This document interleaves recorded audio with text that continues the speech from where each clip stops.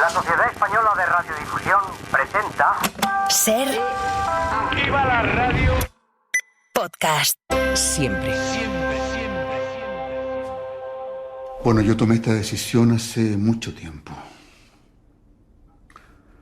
Mucho antes de que ella se pusiera enferma, en realidad. Y mi mujer no me ha influenciado en nada. ¿Cómo sabe usted que no le ha influenciado? Porque en realidad ella no quiere que yo lo haga. Pero se lo ha dicho directamente.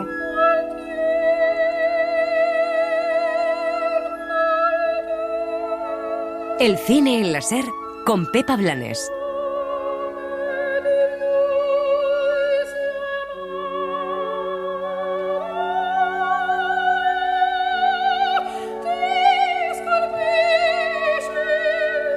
Estamos encantados de recibir en el cine en la Ser a Carlos Márquez Marcet, director de Polvo Serán, ganador de la Espiga de Plata en la Seminci. ¿Qué tal? ¿Cómo estás? Bien, bueno, extraño momento para decir que se está bien, pero por suerte sí, yo y la familia está bien, que sé, es decir, sí, porque mucho. Bueno, tú rodaste una película muy importante para el cine valenciano, que es La Mort de Guillem, que fue muy significativa para el audiovisual valenciano y además decías que tienes familia en Valencia, o sea que... Sí, mi hermana vive allí y aparte pues muchos amigos también de trabajar allí y bueno, mucha familia que tengo allí, por suerte. Solo han habido daños materiales, pero ningún daño personal, con lo cual, dentro de toda la tragedia, pues bueno, hay que celebrar también los momentos, ¿no? De que, bueno, estamos bien. De que todo está bien. Sí. Pues sí, la verdad que seguimos muy pendientes también, aunque sigamos haciendo programa de cine, de todo lo que pase en Valencia, sobre todo de los compañeros del cine valenciano, sí, que también tendrán que remontar poco a poco. Y vamos a hablar de Polvo Serán, porque, bueno, decíamos que ganabas en Seminci, pero también llevaste premio en Toronto, o sea que de momento todo bien, allá donde va la peli gusta. Bueno, este es un musical y yo sé que es una pregunta que siempre te van a hacer y te vamos a hacer, pero así son las promociones, y es por qué el género del musical para contar esta historia que no sé si los espectadores y también los críticos nos habíamos, no sé, casi esquematizado que el musical tenía que ser para determinados contenidos y no para todo.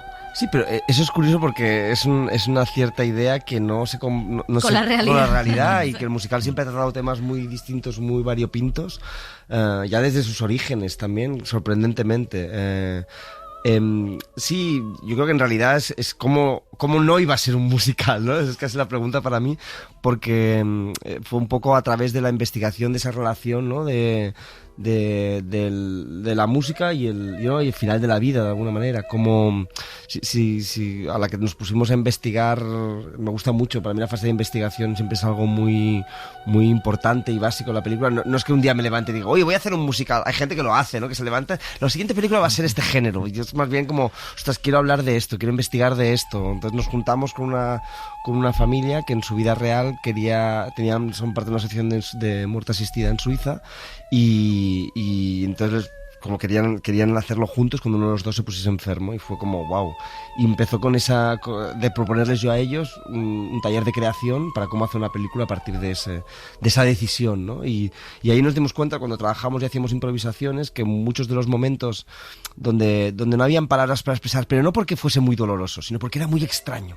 O sea, la muerte, cuando planteas decidir esa decisión, tomar esa decisión, es tan rara, es tan extraño de pensarlo, que acaban saliendo la música, poner música, y luego eso, pues veíamos muchos documentales sobre el último momento, siempre aparecía la música. Hay uno de los documentales que me parecía maravilloso de este señor que estaba que había venido solo a Suiza, a la casa donde rodamos nosotros, justamente, que aparece en la película, y justo en el último momento pensó, ostras, no me he traído música, ¿no? Y explicaba, y el señor que la acompañaba diciendo, ostras, pensemos una canción juntos, ¿no? De hecho, copiamos ese diálogo en la película, que al final lo cortamos, pero me parecía súper bonito que eso sucediese, ¿no? Y es que es todo el rato, ¿no? Y una de las cosas más bonitas que pasó en Valladolid, que hablaba un poco al final de la ceremonia, fue que una señora al final de un screening me vino como temblando, súper nerviosa, y se puso a llorar, que justo venía hacía 2 meses que había enterrado a su hija, que había decidido morir ella misma, y me quería enseñar el vídeo del último momento para darme las gracias por la película.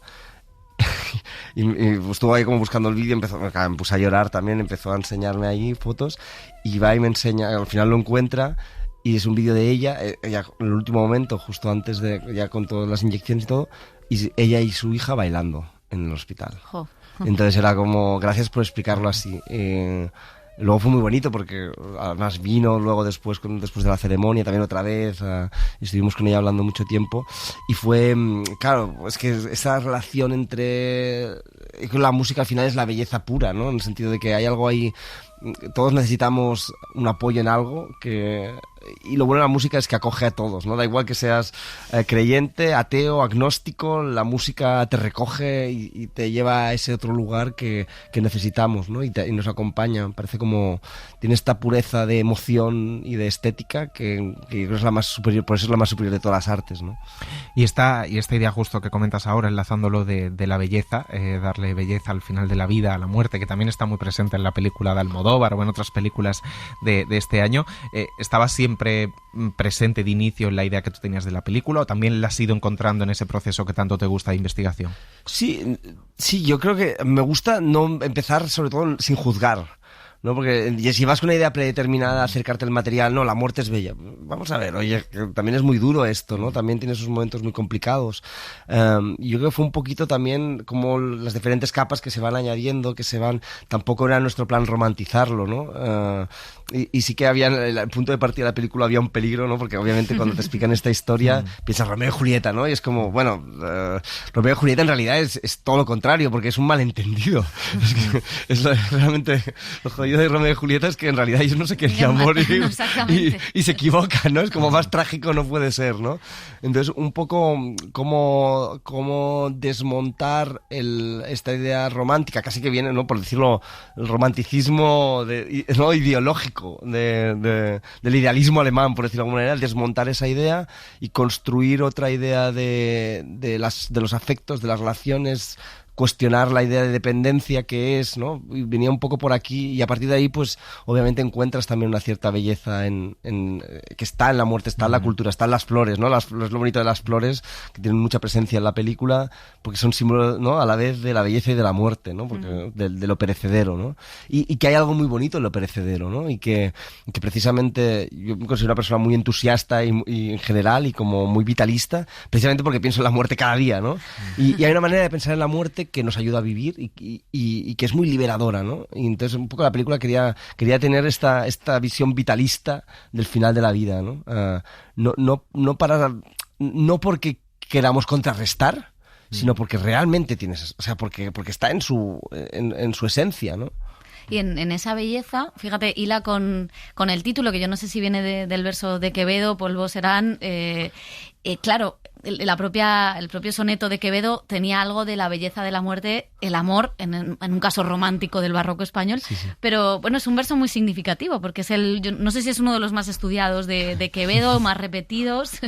Sí, hacemos un poco de trampa también, porque en realidad con el título de Polvo serán, en realidad él se refiere, si miras el verso, seré cenizas, habla del mismo, más tendrán sentido. Polvo serán, o sea, no se está refiriendo se está refiriendo a las cenizas, ¿no? Porque claro, me gustaba mucho que de alguna manera cuando vieses ese título, porque la película está pensada de alguna manera o sea, que es muy difícil identificarte con estos personajes protagonistas, porque obviamente es un proceso muy, muy, muy extraño, como decíamos, pero el punto de anclaje para mí siempre venía sobre todo desde el punto de vista de la hija, ¿no? Cómo te relacionas tú con eso, ¿no? Y por eso el título está hecho casi desde el punto de vista de la hija diciendo que es el espectador, ellos polvo serán, ¿no? Entonces, sí, y obviamente no está puesta la segunda parte del verso porque hay un cuestionamiento, ¿no? Polvo serán y qué, ¿no? ¿Y qué pasará, ¿no? Es una propuesta de decir, bueno, si quieres la completas o si no te quedas con la duda, ¿no? Pero sí que nos gustaba un poco ese planteamiento de, bueno, plantear todo el rato, oye, esto está aquí, ¿qué haces con ello, no? Y animar al espectador un poco que construya un poco lo que quiera con eso. Y hay quien puede pensar que la película es una ruptura con lo que venías haciendo con tus anteriores películas, que en lo formal de alguna manera sí lo es, pero luego en lo narrativo y en la historia sí que hay un hilo, ¿no? Con 10.000 kilómetros, con Los días que vendrán, al hablar de la pareja, del amor, de la dependencia, de la convivencia. ¿Cómo querías plantear también esto porque es muy interesante. De hecho, Ángela Molina nos decía en Valladolid, es que el amor es más fuerte que la vida. Dice, y no me quiero poner bíblica, pero tenía esto, ¿no? Que realmente lo que hay es una historia de amor, algo que tú has explorado desde distintos puntos de vista. Sí, esta historia también me ofrecía la posibilidad también de hablar de alejarme un poco, supongo que de lo que son cosas más cercanas a mí, ¿no? De hablar de una pareja de otra edad, ¿no? Que obviamente yo creo que empezamos haciendo películas más cercanas, pues porque estás todavía aprendiendo qué es esto del cine, ¿no? O sea, que hubiera hecho muchos cortos, o sea, para mí sí, creo que es muy injusto y creo que es un problema hoy en día que se les pide a los directores, directoras desde el minuto cero saber cuál es su estilo, qué tienen que hacer, y es como... ¿no? Los directores y directoras que admiro, ¿no? Ves la obra de Ozu, sus primeras... tarda un rato en llegar voy a poner la cámara aquí, esto va a ser aquí... hacen 15 películas. Bergman lo mismo, hace 10 películas antes de encontrar, ¿no? Y hoy en día... Entonces, para mí, claro, eso es un poco injusto, ¿no? Y yo creo que quizás con mis 3 primeras películas hablaba de temas cercanos también, porque pues para poder centrarte en otras cosas, porque eso lo conoces muy bien, porque requiere un doble esfuerzo, ¿no? Claro, cuando estás hablando de algo, cuanto más alejado de ti es, más esfuerzo te hace falta para entender eso, para comprender, y entonces para mí siempre la imagen siempre ha sido algo muy importante. O sea, en ese sentido, obviamente hay una diferencia de medios, que tenía otro presupuesto con esta película, aunque ni mucho menos lo que me hubiera gustado, pero sí que sentía, digamos, hago parte un poco de una reacción, porque a mí siempre me ha interesado mucho la imagen, ¿no? El sonido, el montaje, el ritmo. Para mí, más que explicar historias, o sea, también explicas historias, pero tiene algo que ver con algo musical.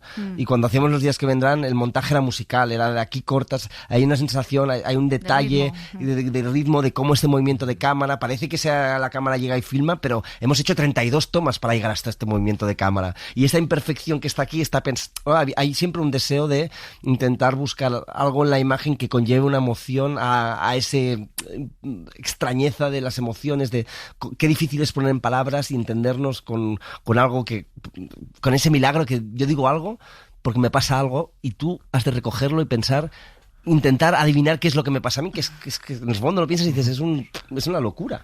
Entonces, yo creo que salía casi como reacción siempre estaba como escondiendo un poco porque era como quizás con cierto pudor hacia, ¿no? De decir, ostras, no quiero que la imagen, que el estilo se coma lo que estás viviendo, la experiencia de vivir la película. Y aquí un poco me he desatado en ese sentido. Ahí da igual, ¿no? Es como, pues sí, si me interesa hacer esto, ¿no? Si se ven, ¿por qué no? Y la película también un poco con esta cosa de este aproximamiento a partir de la representación, ¿no? De la muerte, como que se me brindaba la oportunidad. Entonces, supongo que se va un poco de estilo, pero yo lo veo siempre como una evolución, ¿no? Como una maduración de lo que venía trabajando. Y hay una cosa, porque mencionabas esto de las primeras obras de los nuevos directores y nuevas directoras, y claro, hay una generación de directoras y de directores que quizá vuestras primeras películas han sido desde un naturalismo más cercano, y hay muchas veces que eso se plantea como, y no hay director, ¿no? Porque, claro, solo guión y ya está, y el trabajo de dirección no está detrás porque no hay un virtuosismo técnico, que sí que lo hay, solo que quizá el espectador no ve toda la parafernalia. No sé si tú te has sentido en eso un poco aludido o interpelado, porque a veces los críticos somos un poco injustos en eso, ¿no? Sí, y sobre todo, a mí lo que me molestaba también un poco, digamos, había una cierta sensación de, ostras, no sé si... Incluso cuando leías críticas bonitas, que no leo pocas críticas, pero cuando leías alguna decía, ostras, hay algo aquí de lo que intentaba yo transmitir que no sé si se está llegando como me gustaría que llegase. Que tampoco es muy claro, porque como te decía, tampoco es que digas, estás planteando preguntas, pero y sobre todo una cuestión del estilo, ¿no? Y a mí me interesa mucho el naturalismo, si queremos, en el trabajo con los actores, pero siempre pensando que es un código, no nos engañemos. O sea, esto está construido, es una reconstrucción, no estamos aquí... O sea, hay una búsqueda muy determinada por momentos que están construidos, llegados ahí de la intimidad. No pones una cámara, al revés, pones una cámara y la intimidad se destruye. Para mí el objetivo es cómo reconstruyes eso tan intangible, eso tan difícil de saber y que pasa por unos actores y pasa por una cámara estando en un lugar determinado, con un movimiento determinado, con un tempo determinado de montaje, con un sonido que aparece ahí. Entonces... sí que había ahí un poco y entender que es un código. Para mí eso es muy importante, porque hay un desprestigio también, no sé, todo en el teatro, que mis compañeros siempre es como, no, teatro naturalista. A mí me aburre un poco, la verdad, tengo que decir. En el teatro es algo que me cuesta mucho el naturalismo, porque ya que estás en un teatro prefieres otras cosas, ¿no? Me interesan más. Pero en el cine creo que es una herramienta muy, muy, muy interesante, siempre que sea pensada desde el código. Porque de aquí 20 años lo que nos parece natural no lo será. Ves ahora todo el Actors Studio y a mí no me parece, o sea, los ves súper reactuados, ¿no? Hay un tranvía llamado Deseo, La Manzana, no sé qué, yo lo veo eso como... Y en su momento era lo más natural que podías... En nuestras películas va a pasar lo mismo, son códigos. Pero a mí no es tanto como que el código sea real, sino como que hay algo de lo contemporáneo, del momento vital que estás expresando, intentar captarlo con imágenes, ¿no? Como decía, los pintores realistas eran, ¿no? Realmente Courbet, esta gente que decía hay que ser de su tiempo, pero de una manera casi política, ética, estética. Venía un poco más por ahí, ¿no? Sin intentar a la vez de... esto es la vida misma, ¿no? La vida es una experiencia, y la experiencia no se accede tal cual, siempre se construye, se pone en cuestión, se dilata, me interesaba un poco, sí, por eso, siempre hago un poco crítica de la idea de yo y mis sentimientos los expreso, lloro y no, un poeta, por ejemplo, de esos poetas, el trabajo de mesa, de pensar, el valor de las palabras, ¿no? Y en nuestro caso es igual, el valor de las imágenes, de los sonidos, del ritmo, ¿no? Y ahora justo que hablabas de los ensayos, ¿cómo ha sido juntar a Ángela Molina, Alfredo Castro, estos dos portentos de la interpretación con una intensidad tremenda? ¿Cómo ha sido ese proceso? Porque claro, entiendo que no sé si habéis tenido proceso de ensayos dramático, por así decirlo, y luego la parte musical de danza. Coreográfica. Sí, coreográfica. Sí, fue muy divertido porque en realidad tenía 2 semanas de ensayos con ellos solo. ¿Para todo?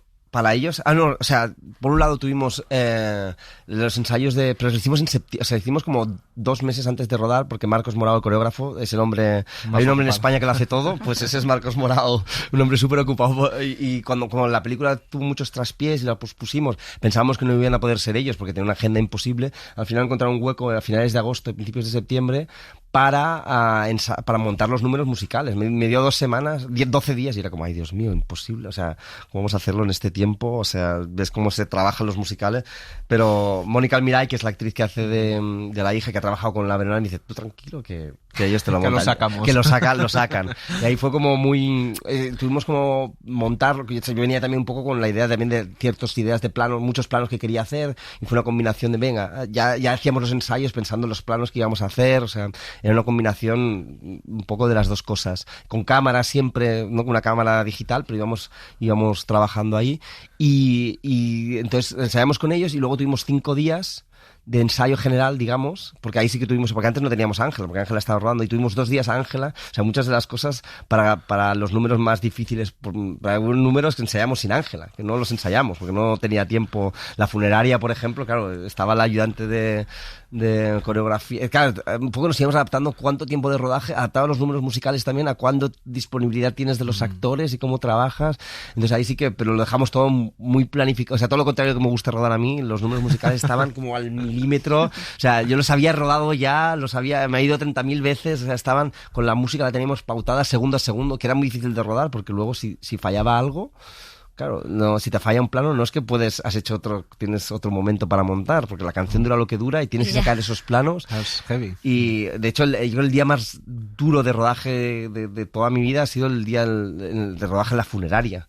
Pues imagina estar en una funeraria donde, o sea, al momento que cierran, a las 10 de la noche entras y a las 7 de la mañana te has de ir, porque están entrando muertos y están ahí los muertos, de hecho abres según qué puerta y te los encuentras ahí.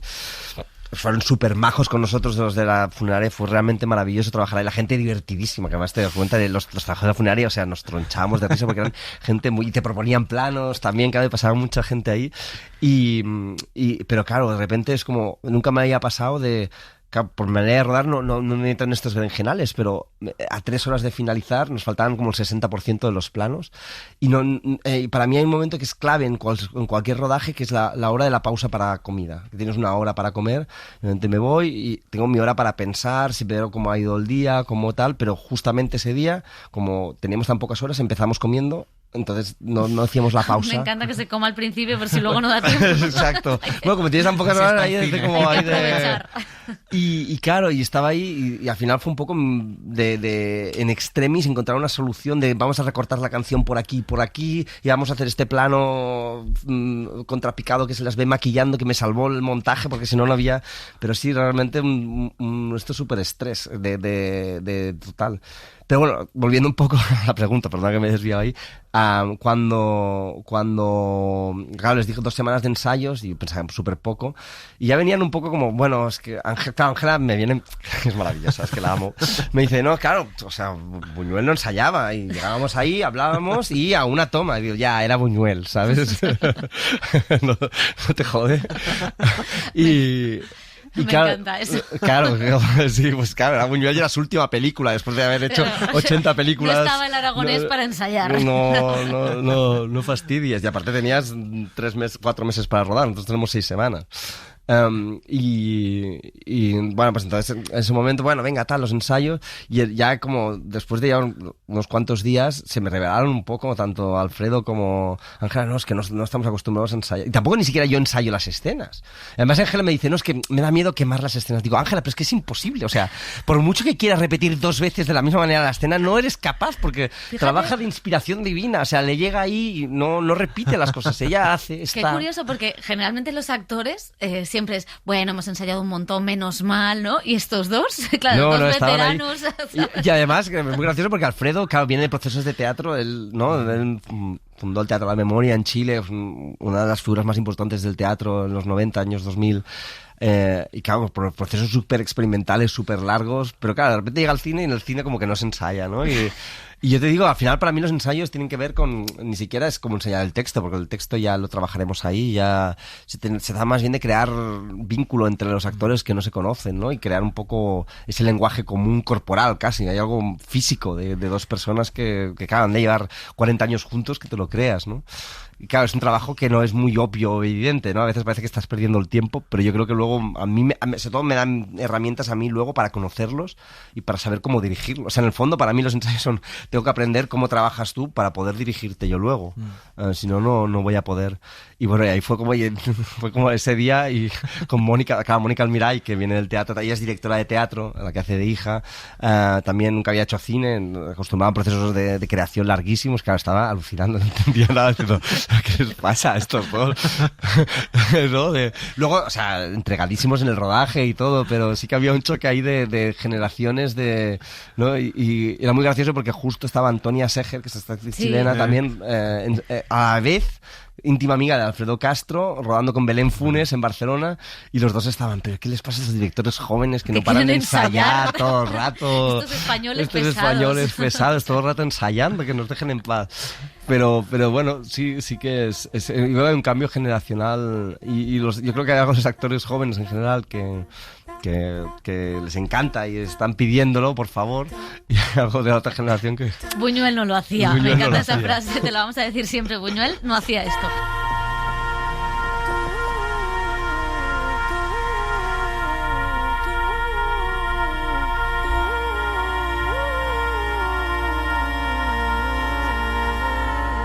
Mencionabas a Marcos de la Veronal, está también María Arnal, que firma las canciones y coreografía en un guión a 3 manos con Coral Cruz, Clara Roquet.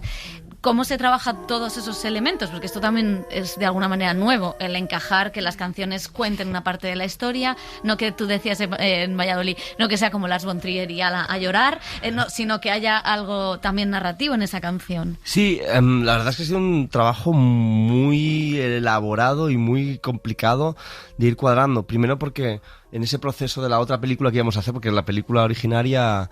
había una metaficción donde los personajes, como iban a interpretarse estos amigos, se iban a interpretar a sí mismos, había una metaficción que salía. Entonces hubo un guión construido que estaba al milímetro, donde la entrada y salida de la ficción, la entrada y salida de los números musicales iba con con una melodía, con un ritmo que te llevaba, y de repente rehacer todo eso. Entonces en todo esto también ya llevamos trabajando con Marcos y pues muchas cosas, es como un proceso, y con María, ¿no? María también había trabajado con la Veronal, se conocían, había hecho un videoclip Marcos con ella, entonces pues yo qué sé, pues empiezas a hablar, había un número musical en Suiza que son muchas cuestiones, ¿no? Había un número musical en Suiza de llegada de Suiza, ¿no? De presentación del país que estaba ahí, y luego ya por presupuesto esto no lo puedes hacer, pues, a veces ya esto te quita, pero necesitas, sabes que por un lado sabíamos que era importante tener 2 números musicales que hablasen directamente de, digamos, de la relación de ella con lo que va, ¿no?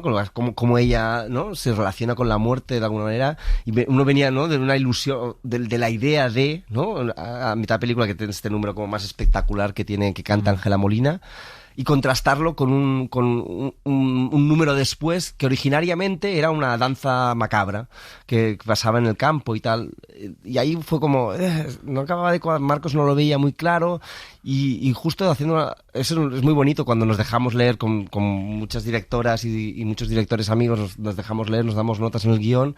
Y fue con Liliana Torres, que es la directora de Mamífera, que se leyó, acaba de caer. Que justo se leyó el guión y de repente me dijo una nota, ostras, cuando hay un momento que tenía escrita la escena donde ella iba a ver, entraba en la funeraria a ver un velatorio que estaba allí de una persona desconocida y la miraba simplemente. Y Liliana dijo, ostras, tenía la sensación de que iba a mirar y iba a empezar un número musical. Y dije, ostras, pues yo creo que en realidad vamos a moverlo aquí, ¿no? Y ahí de repente, ese número que no encajaba, de repente, esta magia que, ostras, emocionalmente es el momento. Luego también es cierto que hay mucho de montaje. O sea, tú puedes escribir lo que quieras, pero eso realmente hasta el montaje no lo ves. Por ejemplo, la escena musical del autobús, venía en el guión antes de la escena hay una escena en la playa donde él le propone lo que quiere hacer con ella, y esa escena, la escena del autobús estaba escrita antes. Y realmente, porque en el guión funcionaba, lo leías, pero luego una cosa es el guión, ¿no? Lo que funciones, y luego a la que te pones a montarlo, ostras, es rarísimo que de repente se pongan a bailar aquí ahora, pero de repente dividías esa escena del autobús, la dividimos en 2, y en medio poníamos la de la playa, y de repente, ostras, después de la escena de la playa, emocionalmente, ¿dónde llegas ahí? Pones la escena del autobús, y esa escena musical de repente funciona. O sea, es cierto que hay mucho, obviamente estaba muy pensada el guión, pero hay muchas cosas que hasta el montaje no los encuentras, ¿no? Sí que hay cosas, por ejemplo, sí que sabíamos que empezamos una escena que tenía que ser entre eso no es una escena musical, ¿no? Que empieza como algo que no es una escena musical y se transforma de alguna manera como para decir, oye, cuando llegue el musical, que nadie se asuste. Que nadie se asuste. Y sabíamos que la primera escena no podía entrar, ¿no? Con Coral y con Clara, no puede tardar mucho en llegar. Por eso también hay más escenas musicales al principio, como, oye, está aquí, y luego ya si te olvidas y aparecen, era como menos importante, ¿no? Vamos a acabar con la política, que siempre tiene que estar. No, pero es cierto que en tu cine, que es un cine puramente íntimo, siempre esa cuestión política, social, ese contexto, está presente. Aquí lo es, en tanto que propone algo que ni siquiera en España se contempla. O sea, hay una parte que sí, lo que le pasa al personaje de Ángela Molina, lo que decide el personaje de Alfredo Castro, aquí no...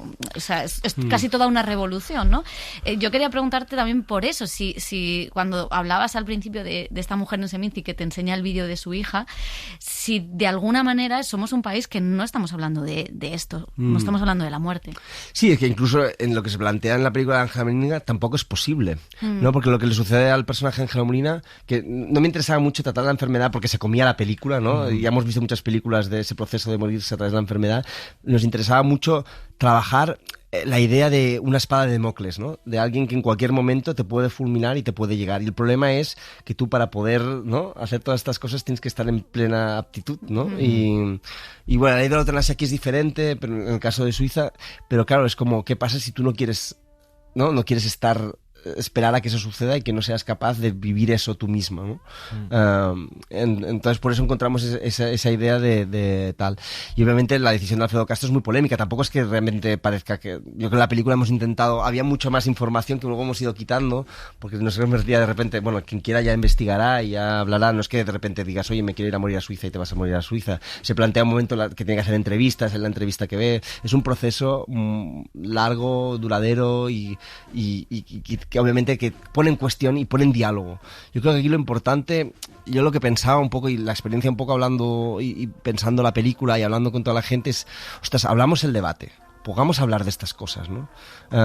Sí que cuando hablábamos en Seminicid un poco se explicaba este momento que para mí fue muy revelador, que es cuando nos explicaron la gente de Dignitas que la mayoría de gente que consigue el aprobado, la luz verde para poder ir allá, decide no ir y se mueren por casos naturales. Y ostras, hay algo aquí en el poder expresar tu deseo de morirte, en el poder compartirlo con tus seres queridos, que crea vínculo, crea espacio, ¿no? Para mí es un doble debate en ese sentido político, o sea, tanto por una cuestión de los derechos, pero no solo eso, sino también qué pasa con los afectos, ¿no? O sea, vale, a la vez que pensemos en dar más derechos a poder morir dignamente, ¿cómo podemos hacer para que la gente que desea morir pueda, ¿no?, sentirse que no necesita eso, ¿no? Porque yo creo que a la vez hay una doble necesidad, y yo creo que precisamente avanzar en los derechos, obviamente no sin banalizar, ojo aquí el suicidio ni nada, pero en intentar flexibilizar que eso, ¿no?, que pueda ser una opción, un debate, al menos abrir el debate, que si alguien tiene pensamientos de morirse, no digas, ay, no pienses en eso, no, es como, oye, ¿qué te pasa? ¿Por qué? Claro. Porque hablemos, ¿no? Es como, porque la mayoría de los suicidios además que suceden son por causas desesperadas, son gente que está muy mal y no viene hablando de, no lo dice, oye, estoy muy mal. Lo hace o lo ha dicho, avisado, pero nadie está allí. Yo creo que si rompemos un poco el tabú de la muerte en general, ayudará mucho a evitar muchas muertes. Al menos lo que me gustaría pensar, ¿no? Y que la película en ese sentido ojalá sirva un poco para que la gente pueda hablar sin miedo, ¿no?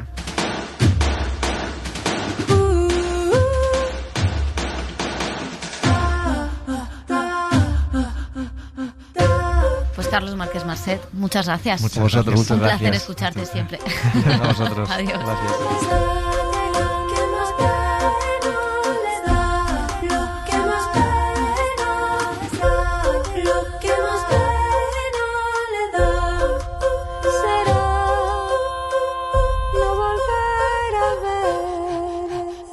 Suscríbete al Cine en la SER. Escúchanos en directo en la SER los sábados a las 7:30 de la mañana y los domingos a las 3 de la madrugada. Cadena SER. La radio.